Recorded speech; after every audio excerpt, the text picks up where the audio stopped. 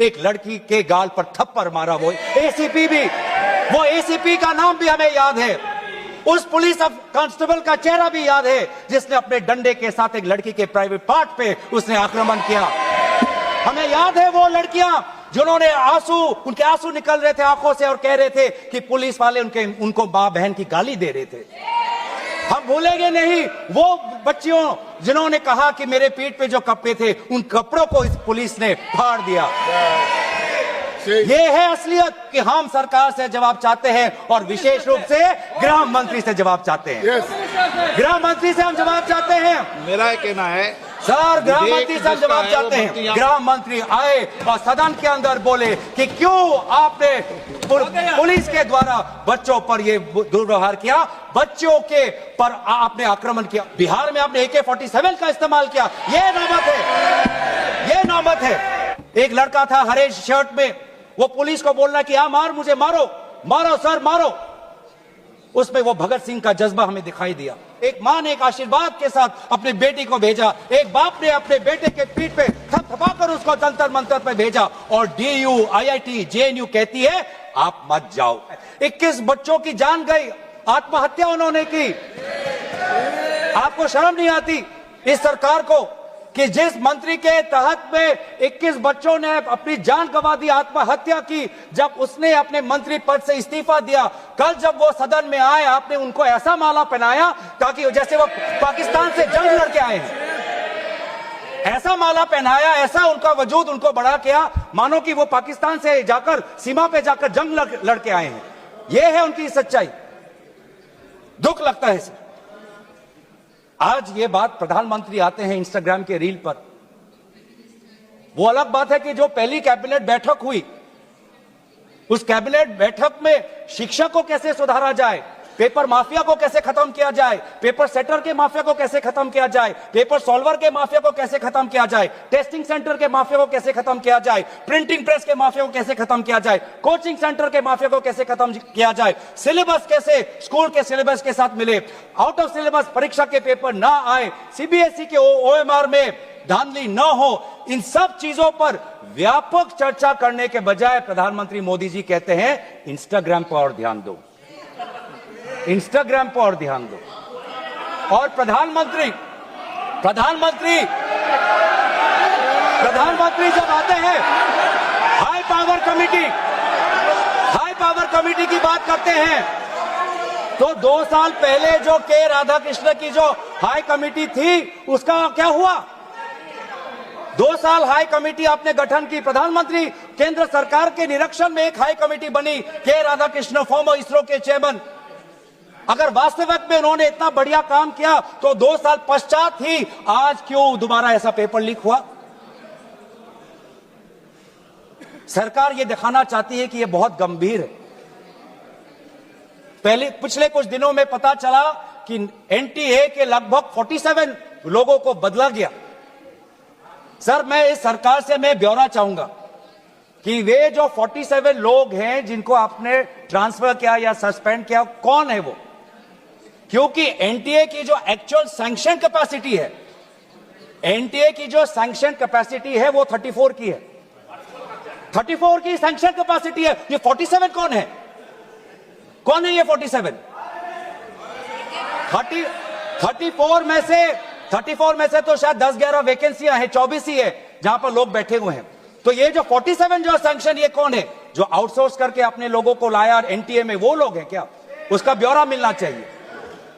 हम जानना चाहते हैं, आपने NTA के DG को बदला और NTA के चेयरमैन को रखा, ऐसा क्यों? ऐसा क्यों? आपको NTA के DG पर विश्वास नहीं, आपने मान लिया कि शिक्षा मंत्री धर्मेंद्र प्रधान जी का इस्तीफा होना चाहिए, आपने ये भी मान लिया, तो आपको NTA के चेयरमैन पर इतना विश्वास क्यों? ये हम जानना चाहते हैं। सुनाई दे रहा होगा सर, एक विशेष संगठन के साथ जुड़े हुए हैं, उसका ब्यौरा देख लीजिए, NTA के चेयरमैन का ब्यौरा देख लीजिए। इससे पहले वो मध्य प्रदेश के पब्लिक सर्विस चेयरमैन के वो कमीशन के चेयरमैन थे, और उस समय में भी धांधली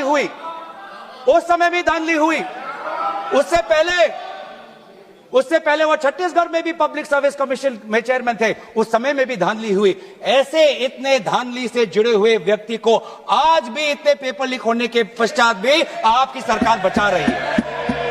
आपकी सरकार बचा रही है। जिस एनटीए के द्वारा 21 बच्चों ने आत्महत्या की, आज भी वो चेयरमैन बचा हुआ है। क्यों? क्योंकि वो एक विशेष संघ के साथ जुड़ा हुआ है। जो संस्थाएं, चाहे वो आईआईटी हो, चाहे जेएनयू हो, चाहे डीयू हो, देश भर से माता पिता अपने बच्चों को बोल रहे कि जाओ दिल्ली जाओ, अगर दिल्ली नहीं जा सकते तो बॉम्बे जाओ, बिहार में जाओ, लेकिन धरना प्रदर्शन करो। आज शिक्षा की बात है, आपको अपना भविष्य आपको बचाना है। मैं नहीं जा सकता पर मेरी आशीर्वाद तुम्हारे साथ है। एक मां ने एक आशीर्वाद के साथ अपनी बेटी को भेजा, एक बाप ने अपने बेटे के पीठ पे थपथपाकर उसको जंतर मंतर पे भेजा, और डीयू, आईआईटी, जेएनयू कहती है आप मत जाओ।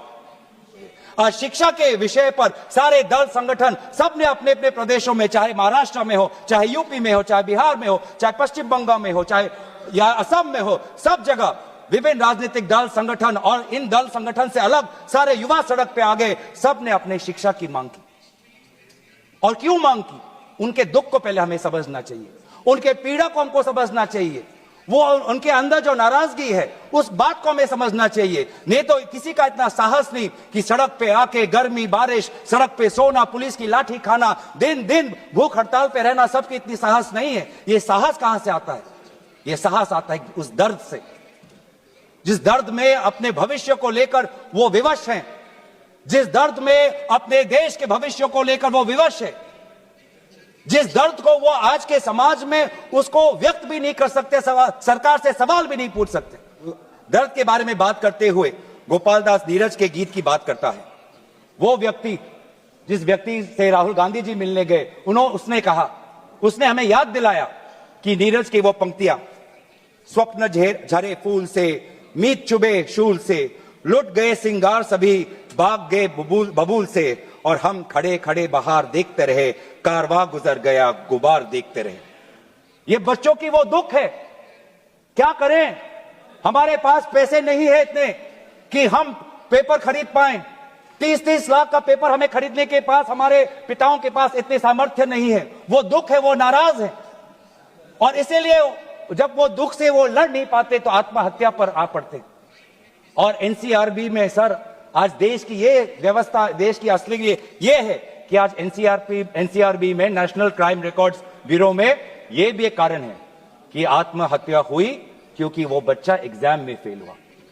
ऐसा भी एक कारण आ गया है।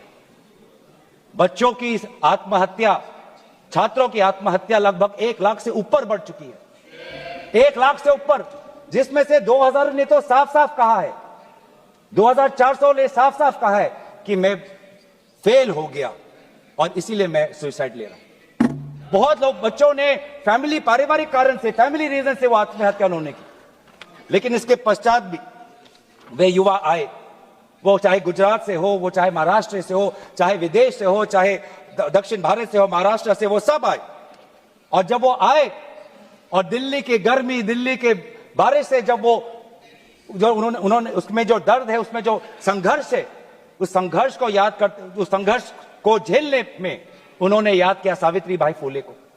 वे लड़कियां जो आई थी, ऐसे बहुत लड़कियां थी जिन्होंने रील पे कहा कि मैं अपने माता पिता को बिना बोले में जा रही हूं क्योंकि मुझे लड़ना है।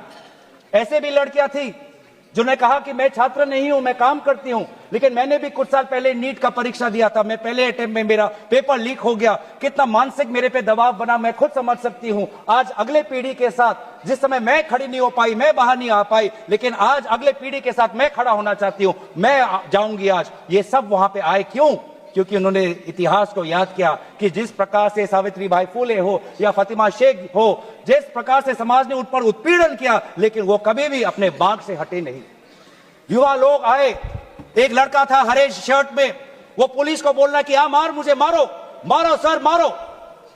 उसमें वो भगत सिंह का जज्बा हमें दिखाई दिया। किस प्रकार से पुलिस वालों ने बच्चों पर हाथ उठाया और उन्होंने बोला कि चलो मैं भी एक लाठी खाने जाऊंगा। ये है हमारा युवा शक्ति। मैं इस सदन से भारत के युवा समाज को मैं नमन करता हूं, आभार प्रकट करता हूं, शुभकामनाएं मैं देता हूं, धन्यवाद देना चाहता हूं कि आपने हमें दोबारा याद दिलाया कि लोकतंत्र का मतलब क्या है। आपने दोबारा हमें याद दिलाया कि सवाल पूछना आप सबका, हमारा सबका मौलिक अधिकार है।